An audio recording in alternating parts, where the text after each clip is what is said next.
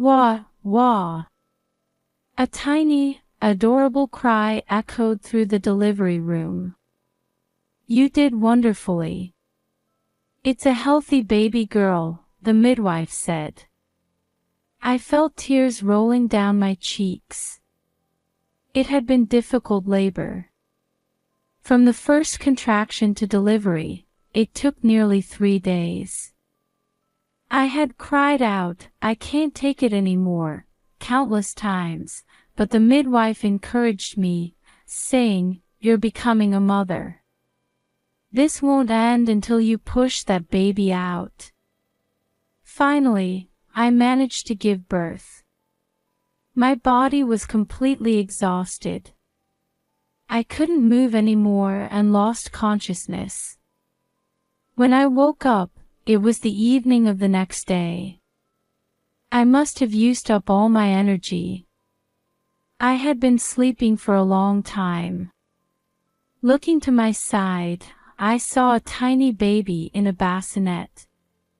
At last, we could meet. I tried to sit up, but my body wouldn't cooperate. "Oh, you're awake?" my husband said. "Thank you. I think I've finally come. Is that our baby? Let me hold her." My husband gently cradled the tiny baby in his hands and placed her next to me. She was smaller than I had imagined, wrinkled, and red. "It looks like you'll need to stay in the hospital a bit longer. But the baby is scheduled to be discharged tomorrow," he told me. "Really? So I'll be left alone in the hospital?" I asked. "Don't worry. Considering your condition, we're planning to stay at my parents' house for a while. My mother is there, and she's eager to take care of the baby." "I see. I'll try to get discharged as soon as possible." "It's okay. You can trust my mother. Just focus on resting and getting better." I said, "Thank you." I felt completely at ease and trusted his mother, especially since she was a nurse. However, this decision would later cause a significant change in our situation. My name is Victoria. After a long and difficult fertility treatment, I finally became pregnant at 38. When we found out, my husband and I jumped for joy. At the 6-month checkup, we learned the baby was a girl, and after considering many names, we decided on Olivia. We chose this name hoping she would become a beautiful presence who would light up everyone's path. Due to the difficult delivery and my pre-existing heart condition, I was discharged from the hospital for days after Olivia. I can't wait to see Olivia. I hurried back to my in-laws' house. As soon as I rang the doorbell, my mother-in-law greeted me, holding Olivia. "Oh, welcome back. You must be tired," she said. "Mother, thank you so much. May I hold Olivia?" I asked. "Oh, I'm sorry, I didn't realize," she replied, handing the baby to me. Something felt off. Was she lighter? She seemed lighter than when I held her in the hospital. And her face looked different. Maybe babies change so quickly that she already looked different. "Well, come on in. It's almost time for her bottle," my mother-in-law said. I brought Olivia into the living room and tried to feed her the bottle my mother-in-law had prepared. Again, I felt something was wrong. Olivia wasn't drinking much milk. In the hospital, she had been gulping it down. Why the change? "Mother, Olivia seems to be drinking differently than before," I mentioned. "Oh, you're just imagining things. This little one is still clumsy at drinking milk. You need to take your time and feed her slowly. That's how babies are.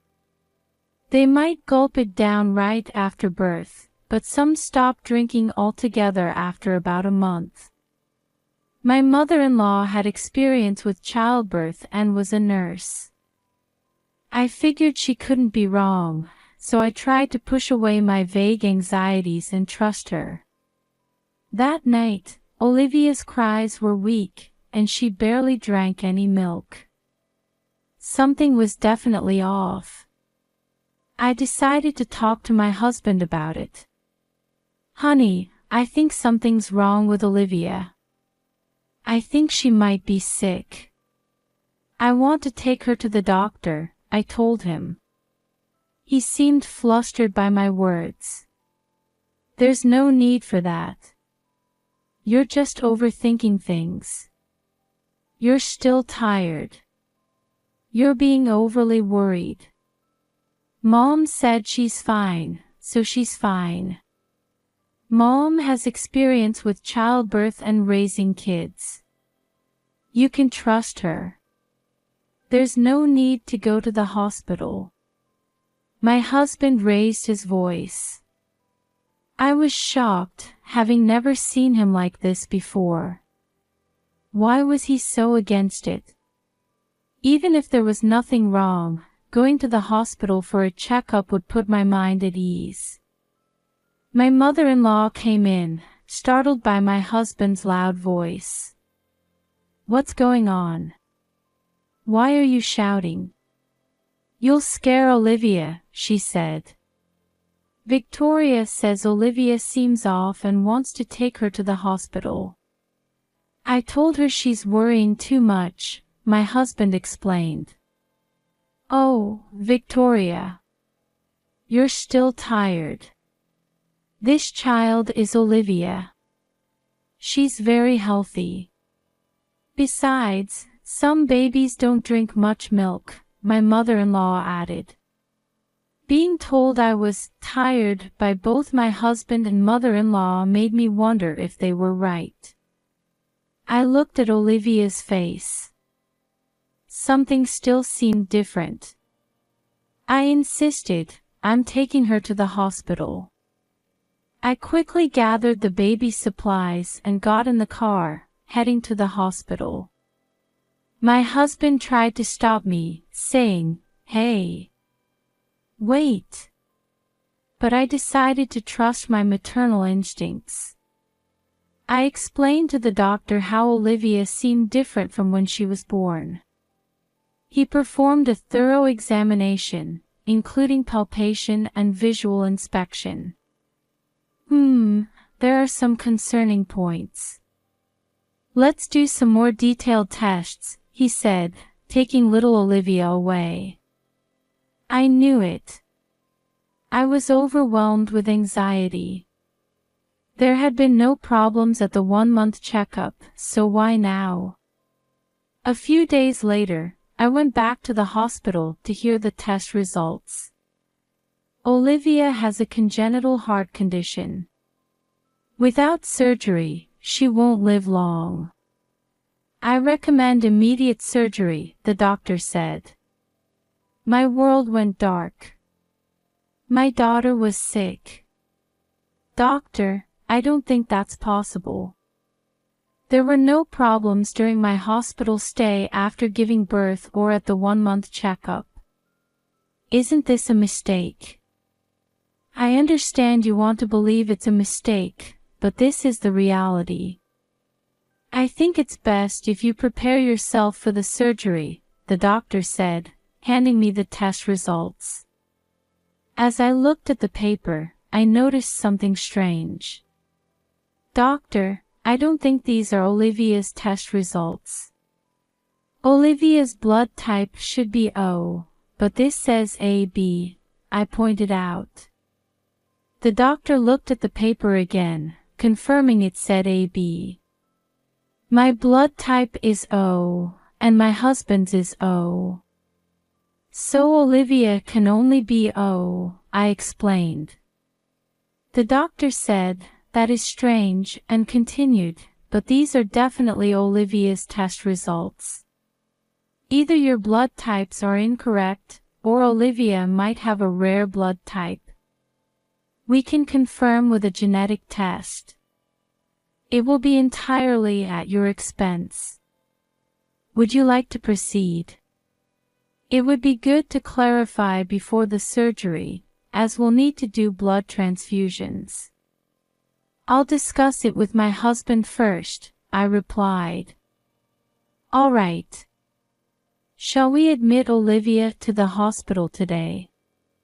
Yes, please. I returned home to get Olivia's change of clothes, feeling uneasy and confused. Something was off. Why was the blood type different? They had definitely tested it at birth. Could it be that this child wasn't mine? Is that even possible?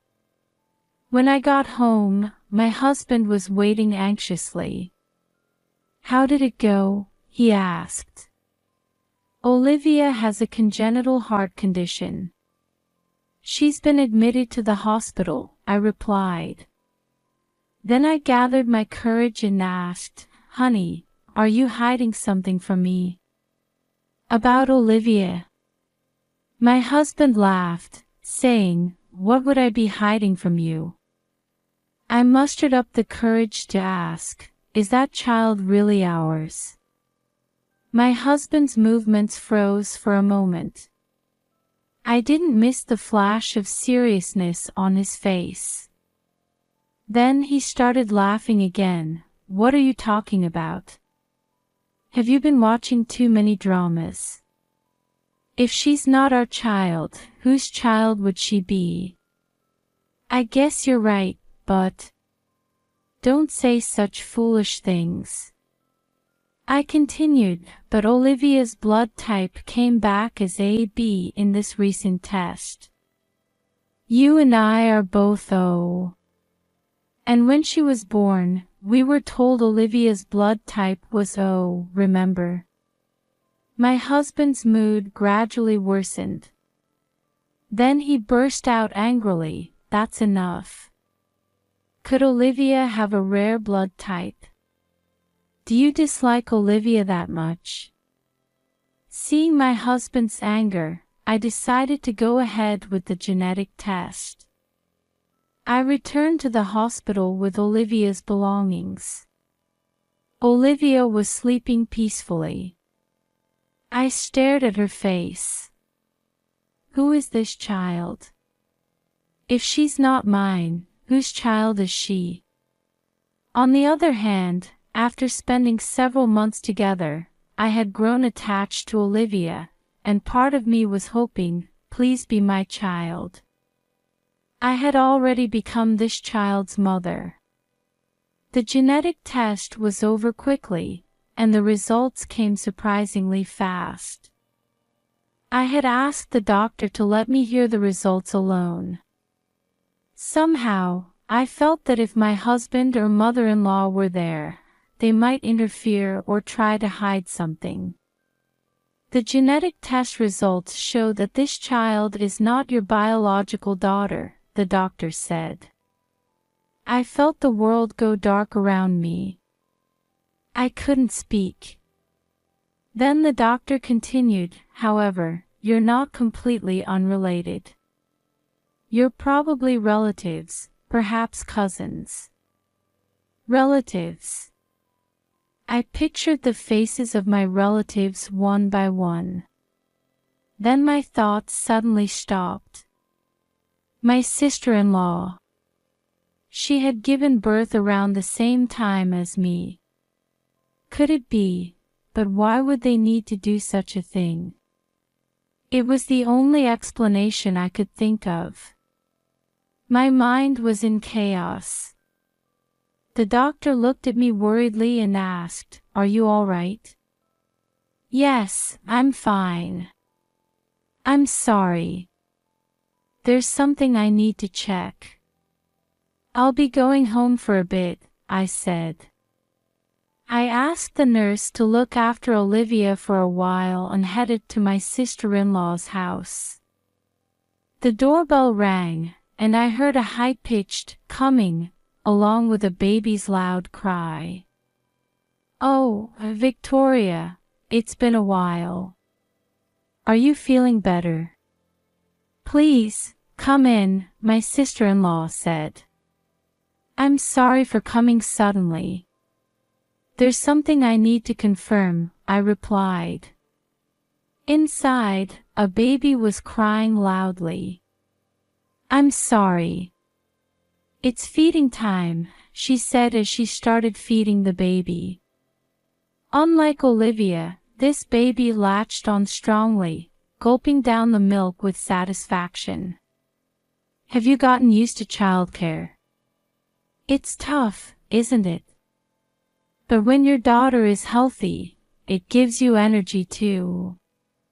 Is Olivia doing well? She asked. I answered, Olivia is in the hospital with a heart condition, and then said, there's one thing I want to confirm. What's your daughter's blood type?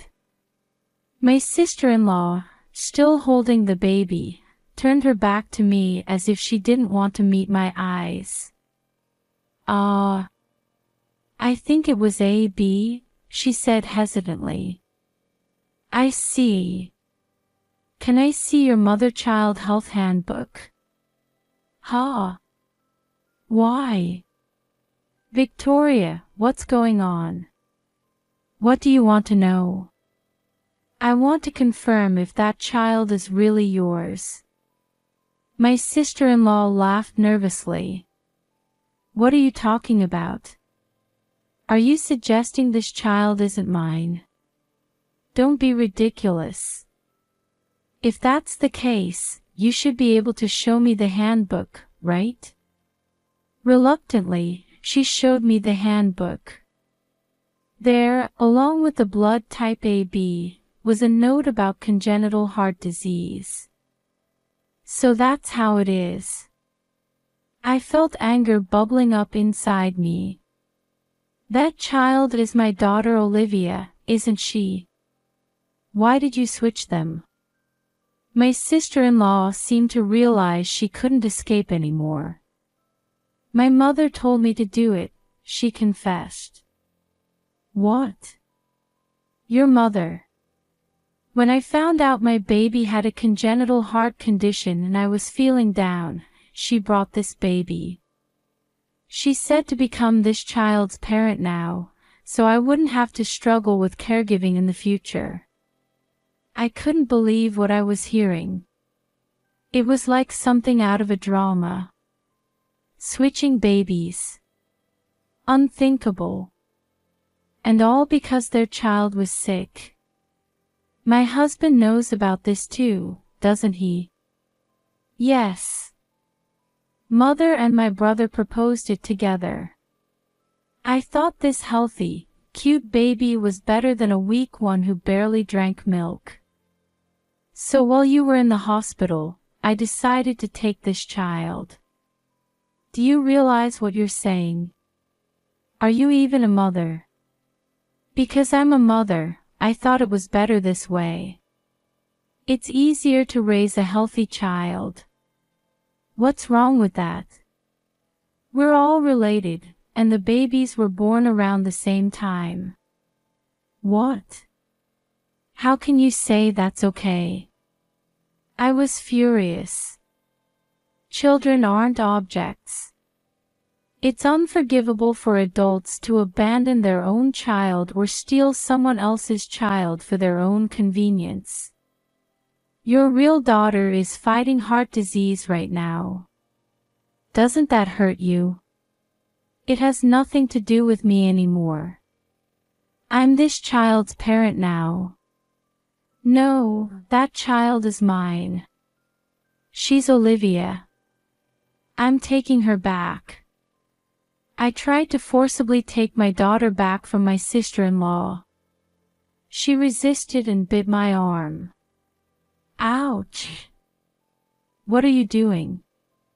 Stop it. This child is mine now. I won't give her to anyone. I don't recognize a child born with a disease as my own. I was stunned by my sister-in-law's outrageous thinking. I decided to leave for now. Fighting over Olivia would only hurt her. Olivia was crying loudly, seemingly aware or unaware of this abnormal situation. I returned to the hospital. There, a baby was fighting for life, connected to many tubes. Seeing her, I cried. A baby unloved by her real mother. She's trying so hard to live. What a terrible mother. Children can't choose where they're born. Why did she choose this place? Hang in there, I said, holding her hand and encouraging her. I stroked her tiny head. I had become her mother. I couldn't bear the thought of giving her to my heartless sister-in-law. I went home and told my husband and mother-in-law everything that had happened.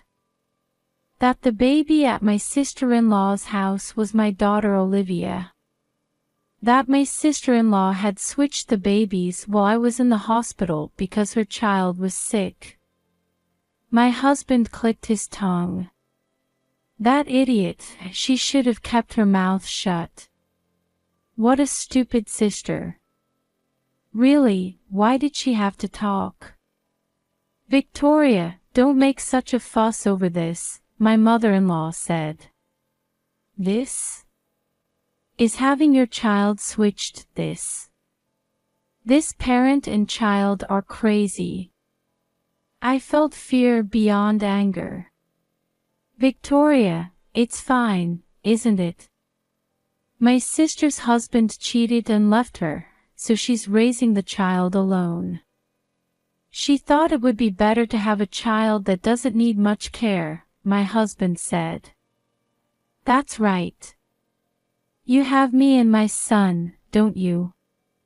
We can somehow take care of a sick child. It can't be helped. The child was born, my mother-in-law added. I was shocked by the inhumane words coming from my husband and mother-in-law. Children aren't objects. Why should they suffer because of adult selfishness? It's for everyone's happiness.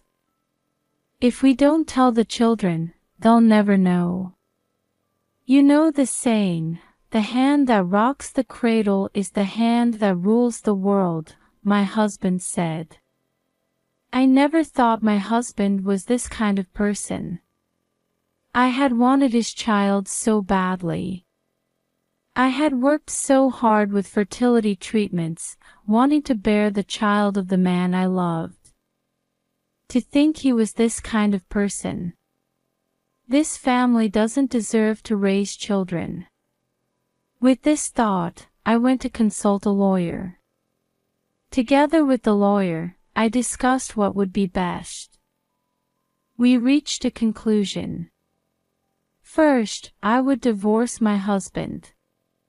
I couldn't live with someone who lacked common sense and treated children like objects. I didn't have confidence in raising children with him anymore. Second, I would get my daughter back from my sister-in-law. She was undoubtedly my daughter, Olivia. I would never let her go. And one more thing. The baby is fighting in the hospital. Her surgery date was approaching. I visited the hospital every day and spent time with her. I was very worried about her and prayed for the success of her surgery every day. As if my prayers were answered, the surgery was a great success. I cried tears of joy. And then I made a decision. I will raise this child. With the lawyer's advice, I decided to adopt this child. For this, I needed my spouse's consent if I had one. So I proceeded with the divorce first. When presented with the divorce, my husband was surprised, asking, why? But considering what he had done, he must have thought he would lose in court no matter how he resisted. He signed the divorce papers more easily than I expected. My sister-in-law had grown attached to Olivia and cried out, "She's my child." But my lawyer skillfully used the law to counter her claims, and my real daughter returned to me. I named the daughter fighting illness Olivia. Together with her, I waited and prayed for her recovery. "Olivia, did you both remember your lunch boxes?" I called out. "We've got them," Olivia replied. "Olivia, you forgot your water bottle." "Oh, you're right. Mom, we're off. Have a good day. Be careful." 6 years have passed since then. Olivia's post-surgery progress has been excellent. She's grown up healthy, and although she's a bit small for her age, she's become very strong. Olivia worries about Olivia's health, carrying heavy bags for her and matching her walking pace. The two have become very close sisters. To everyone around us, they look like twins. Their faces even seem somewhat similar. Well, I suppose that's natural since they're related by blood. As for my ex-husband, I hear he's living with his sister and mother at their family home. Rumors say he remarried, but apparently, he insists he doesn't want any more children. I heard his new wife, who wanted children, served him divorce papers and left. I suppose Olivia was truly a beloved daughter to him. However, he made a terrible mistake as a human being. Because of that, he's no longer allowed to see his own child. He brought this on himself. I absolutely won't allow my ex-husband, his mother, or his sister to have any contact with my children. I made sure to discuss this point with my lawyer, and we exchanged a written agreement when we divorced. I'm busy with work and housework for the sake of my 2 daughters, but their smiles are my greatest source of strength. Now, I truly feel grateful that they accepted me. Both of them are my precious daughters. They're as dear to me as my own life. I look forward to the 3 of us, all women, continuing to live happily together.